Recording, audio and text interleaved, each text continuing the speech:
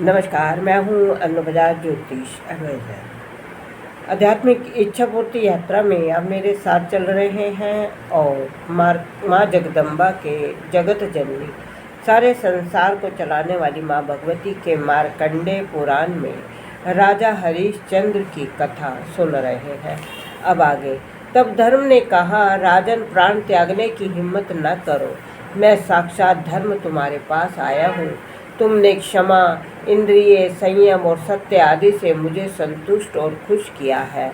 इंद्र बोले, राजा हरिश्चंद्र, मैं इंद्र तुम्हारे पास आया हूँ। तुमने स्त्री पुत्र के साथ सनातन लोकों पर अधिकार प्राप्त किया है। राजन, पत्नी व पुत्र को साथ लेकर स्वर्गलोक चलो, जिसे तुमने शुभ कर्मों से प्राप्त किया है। स्वर्गलोक में चलो। फिर इंद्र ने चिता के ऊपर आकाश से अमृत की वर्षा की, जो अकाल मृत्यु का निवारण करने वाली है। फिर फूलों की वर्षा होने लगी। फिर एकत्रित देवताओं के सामने महात्मा राजा का पुत्र रोहिताक्ष जीवित हो गया। उनका शरीर स्वस्थ हो गया। वे खुश था। राजा हरिश्चंद्र ने अपने पुत्र को गले लगा लिया। राजा व रानी पहले की तरह तेज और कांति से संपन्न हो गए। उनके शरीर पर दिव्य हार वस्त्र शोभा पाने लगे।